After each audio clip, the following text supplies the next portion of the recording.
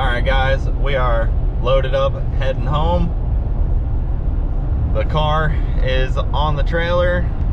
It seems to be in great shape. Thankfully, I will do a full walk around video and we can assess all the damage and fix stuff and have it back to the track soon, hopefully. We have a extra guest back there. Pretty large unit. What do you think, Bronte? We got another tortoise. Doubled down. But we were just cruising home. We got like a 13-hour drive home, and I am tired. Bronte's tired. It's been a long week, even though I only made 2 passes. They were extremely stressful passes, though. They really were. That's 2 of the most stressful passes ever. That second pass really aged me a little. Yeah, me too. But we're cruising back, and then we'll assess the car once we're home. So I'll see you guys throughout this journey. Hold on, you really just, all you did was that, and then that's Yeah, it? we'll give them some more when I stop. That's a pretty big thing. Yeah, we'll give them some more. We'll give them some more info. Stay tuned.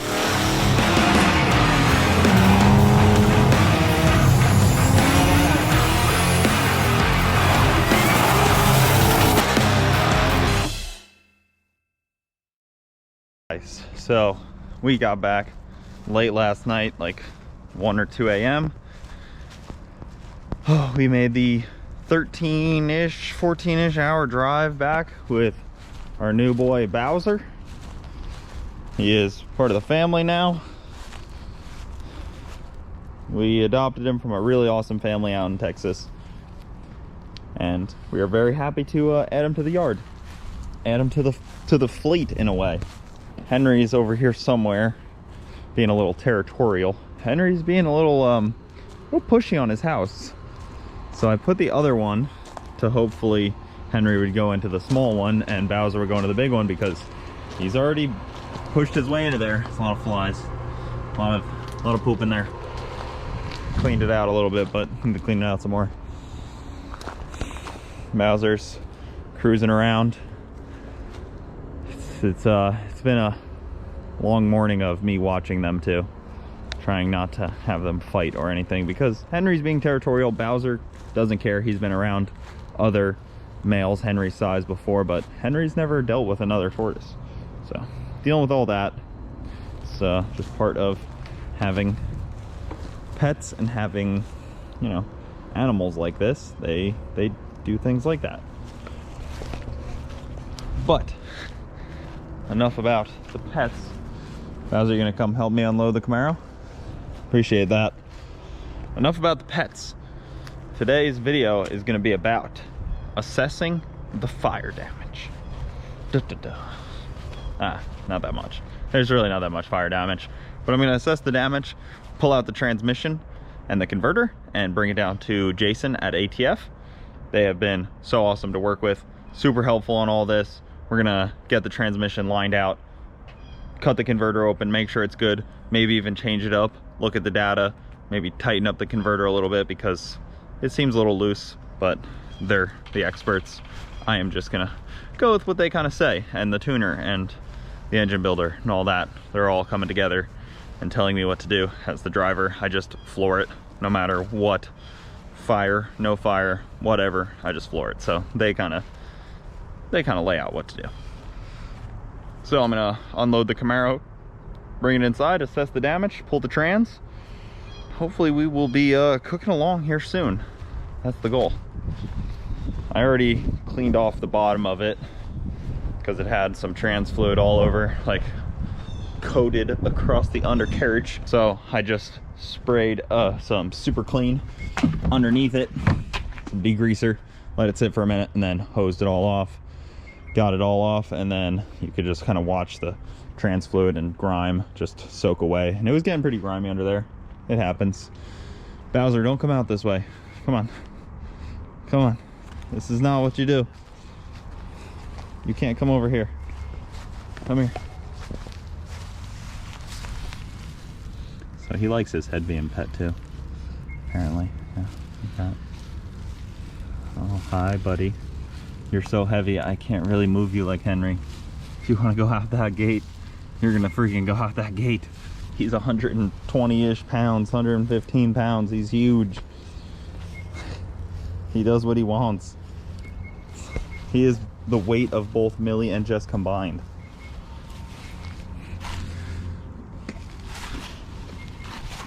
No, you're going this way. I can redirect him. That's all I can do. They're so smart and they're so strong. Also, update on the garden. We have looks like a patch of weeds, but it's not. It's an actual garden. There's some tomatoes, but they're not growing that great because I don't have the cages. I never ended up getting them as much. I said I was gonna get them like 16 times. Never ended up getting them. This guy has to move so I can back the trailer up, put the Camaro in there, see what the deal is. Come on, Bowser, keep on moving. He was also just walking around the Supra, and I hope he didn't scratch it. All right, you move. Freaking move, dude.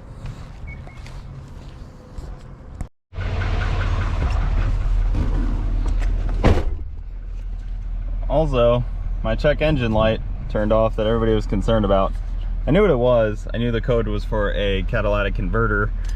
Dang old catalytic converters, you know. It said that mine was like out of optimal range of cleaning the air that comes out of my truck. So something about replacing it at 90,000 miles, I guess. I don't know, something stupid, but it went away. JH looked at the code a couple weeks ago and cleared it because it was stupid. Friggin' General Motors. All right, now I gotta back up without hitting a dog, a tortoise, a Bronte, a car, crashing into my fence, all while narrating it all to you guys live on YouTube. You guys think I'm gonna hit anything? Quick, before you keep watching, go comment if you think I'm gonna crash.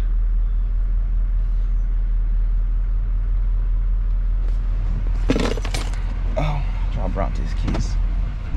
I have to be kind of quick because Bowser's cruising across the yard and he's about to cross into my path here. There's also a bunch of cars in my driveway right now. Not really any more than usual, but they're just parked a little awkwardly. Oh, I see Bowser back there. Henry was in his house when I last saw him, so hopefully he stayed put. Bowser's so big, the trailer would probably just get totaled. Alright, let's go see where he is at before I keep backing up.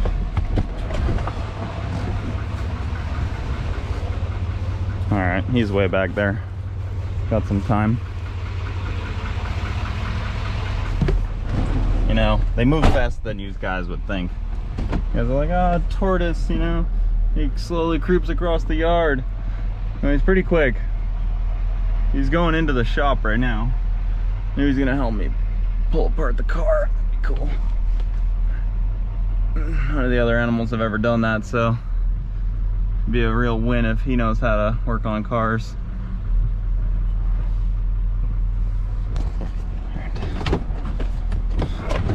Before we keep going. Never been this worried about hitting animals before. Heck, where are all the rest of my animals?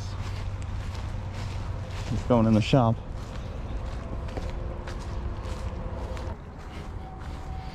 Can't park your shell here. Forgot to tell you guys too, when I was jacking the tongue of the trailer back up to hook up to my truck, when I was leaving, I realized that the ram here was broken beyond repair. When we were driving on the highway to Texas, a tire went off of a car, like popped right in front of me, went under, didn't hit anything but clipped that right there. So it bent it in enough to where that thing was useless. We were able to unbolt it and then continue on. It's unfortunate because, you know, that one was kind of nice, but Time to get another one. I don't know how small you think you are, but that's not how small you are. Look at how strong he is, guys. He's literally lifting the whole truck and trailer. Bowser, you have to turn around. Did you have a full, like, half acre? My truck is taking up the tiniest amount of it. And you choose to come under my exhaust. All right, I'm gonna try to roll the Camaro off of the trailer, back it into the garage, all in one sweet, smooth motion. You guys ready? Comment down below if you think I'm gonna fail. And hit the 240, knock it off the jack stands.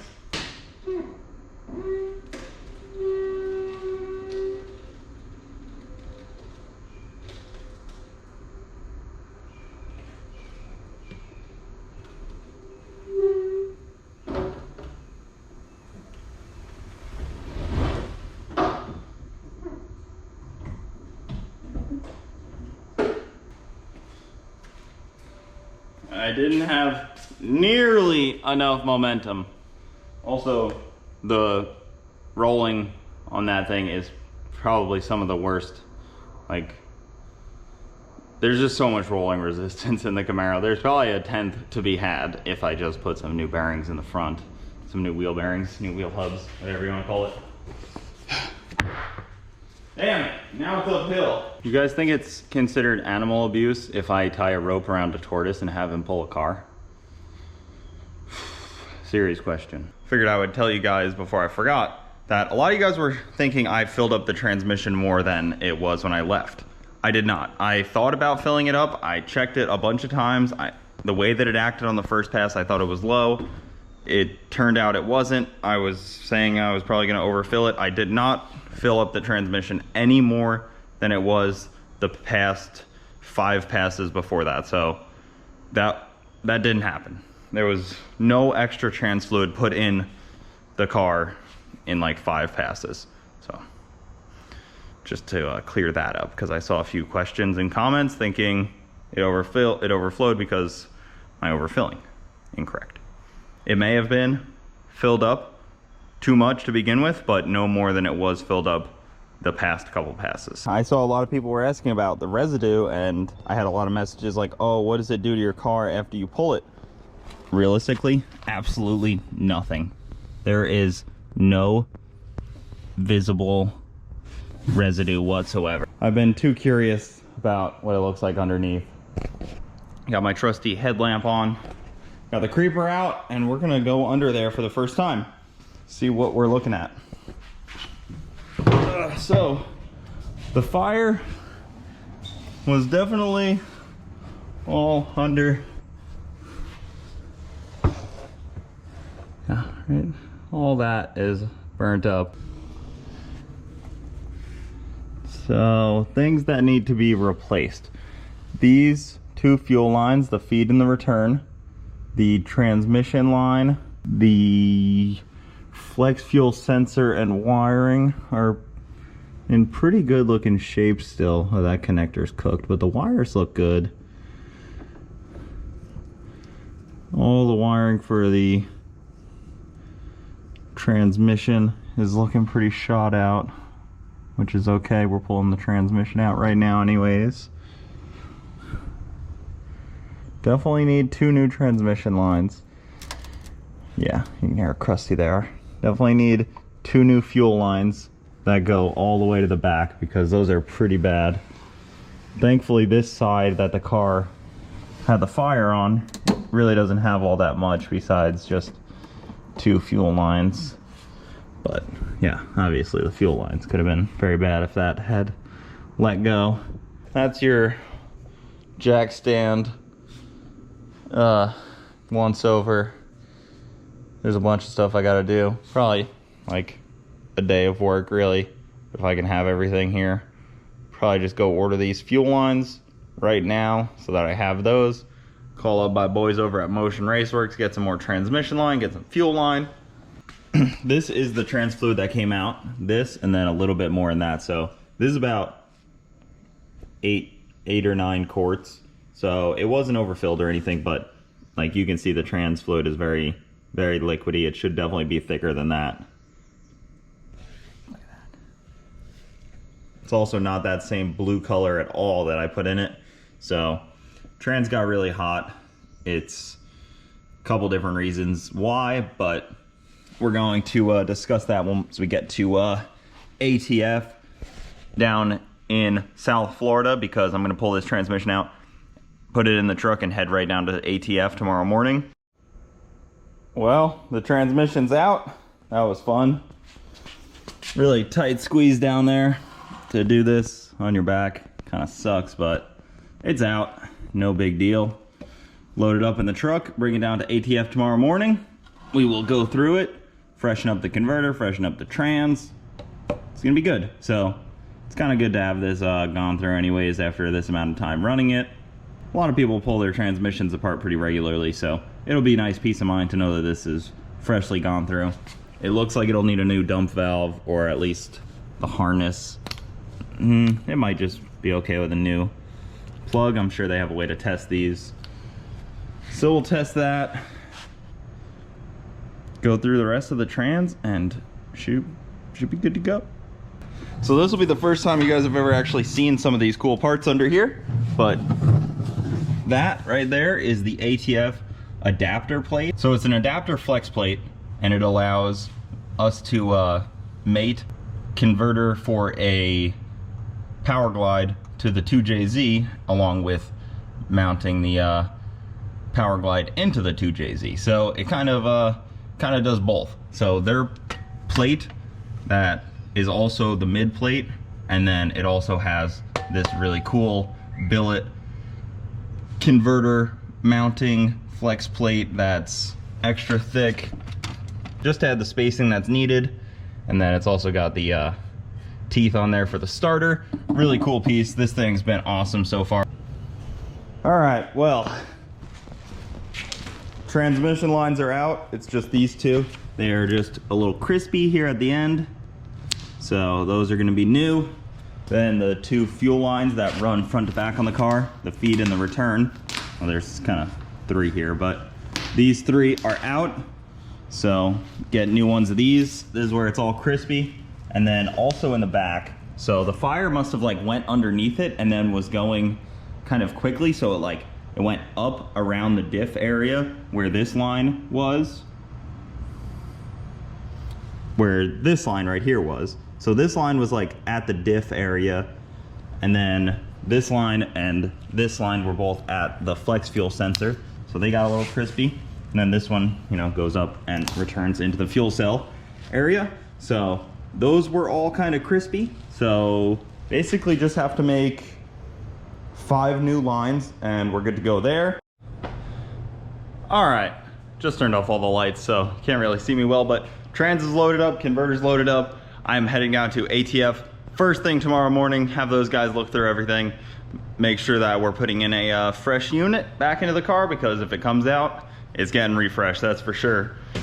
It's probably something small, stupid, hopefully, and we can just throw it back together and have it back on the road very soon. So that's really the only main limiting factor. I just ordered new fuel lines and new trans lines from Motion Raceworks. Thank you to those guys. They have always been super helpful with this program. Very grateful for that. And then after all that's done, we're back in business. Should be good to go. So that'll do it for this video, guys. Thanks for watching. Keep it saucy. I'll see you next time.